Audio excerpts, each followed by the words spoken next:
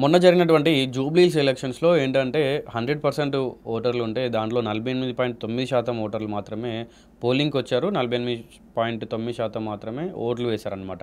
So, ఒక్కొక్క division నుండి ఎంతమంది ఓటర్లున్నారు, అలాగే ఎంతమంది ఓట్లు వేశారని చెప్పి కూడా ఒకసారి మనం చూద్దాం. యాక్చువల్‌గా షేక్‌పేట్‌లో ఓటర్లు 71,600 రిపీట్ యాక్చువల్‌గా షేక్‌పేట్‌లో ఓటర్లు 71,062 మంది ఉన్నారు. దీంట్లో ఓట్లు వేసిన వారు 31,182 అంటే 48.87% మాత్రమే ఓట్లు వేశారనమాట. ఇంకా మనం సెకండ్ చూసుకుంటే రహమత్ నగర్‌లో 74,387 మంది ఓటర్లు ఉన్నారు. కానీ పోలైన ఓట్లు మాత్రం 40,610 మాత్రమే. అంటే ఇక్కడ చూసుకుంటే 54.59% ఉందన్నమాట. ఇంకా నెక్స్ట్ మనం యూసుఫ్‌గూడలో చూద్దాం. యూసుఫ్‌గూడ డివిజన్‌లో 55,705 మంది ఓటర్లు ఉన్నారు. ఇక్కడ పోలైన ఓట్లు 42,019 మాత్రమే. అంటే మొత్తంగా 43.47% ఉందన్నమాట. ఇంకా నెక్స్ట్ ఎర్రగడ్డ డివిజన్‌లో చూస్తే ఇక్కడ 58,752 మంది ఓటర్లు ఉన్నారు. బట్ పోలైన ఓట్లు మొత్తం 29,112 మాత్రమే. అంటే చూడొచ్చు ఒక్కొక్క డివిజన్‌లో కూడా చాలా వరకు తగ్గిపోతుంది. ఇక ఎర్రగడ్డలో 49.55% ఓట్లు అయినాయన్నమాట. సో, చాలా వరకు ఓటర్లు ఏంటంటే అసలు ఈ ఓట్‌ని వినియోగించుకోవట్లేదు. సో, ఇక బోరబండ డివిజన్‌లో చూస్తే 53,211 మంది ఓటర్లు ఉన్నారు. కానీ ఇక్కడ పోలైంది ఏందంటే ఆల్మోస్ట్ 50% అంటే 29,760 ఓట్లు మాత్రమే పోలైనాయి. దాంట్లో అంటే 55.92% ఓట్లు మాత్రమే పోలైనాయి. ఇంకా నెక్స్ట్ చూసుకుంటే వెంగళరావు నగర్‌లో మనకి 53,595 మంది ఓటర్లు ఉంటే ఇక్కడ పోలైన ఓట్లు కేవలం 25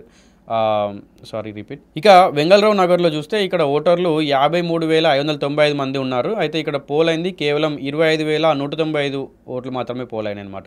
పర్సెంటేజ్‌లో చూసుకుంటే 47% మాత్రమే పోలింగ్‌లో పాల్గొనడం జరిగింది. ఇంకా నెక్స్ట్ మనం సోమాజిగూడలో చూసినట్టయితే ఓటర్లు ఇక్కడ 34,653 ఉన్నారు. ఏదైతే జూబ్లీహిల్స్ దీంట్లోకి వస్తుందో ఇక్కడ పోలైన ఓట్లు ఎన్ని అంటే కేవలం 14,553 మాత్రమే. అంటే 41.99 మాత్రమే ఇక్కడ పోలింగ్‌కి వచ్చారనమాట.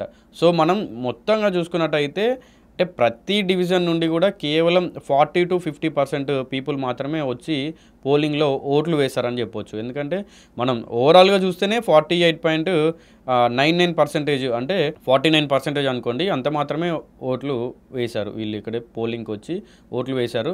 అండ్ దీని గురించి ఇంకొక స్టోరీ ఏంటంటే ఎవరైతే అంటే జనరల్‌గా అందరికీ తెలిసిన విషయమే ఓట్లు వేయడానికి డబ్బులు పంచుతూ ఉంటారు కదా! సో, ఆ డబ్బులు పంచిన వాళ్ళు ఎవరైతే అంటే ఇప్పుడు జనరల్‌గా కాంగ్రెస్ నుండి, బీఆర్ఎస్ నుండి, బీజేపీ నుండి అందరికి కూడా డబ్బులు ఇస్తారు కదా! సో, ఆ డబ్బులు తీసుకొని ఓటు వేయని వాళ్ళకి వీళ్ళు ఏంటంటే వచ్చి డబ్బులు మళ్ళీ రిటర్న్ తీసుకోవడానికి కూడా వాళ్ళు వస్తున్నారని చెప్పి ఒక చిన్న న్యూస్ అయితే సోషల్ మీడియాలో ఇప్పుడు వైరల్‌గా మారింది.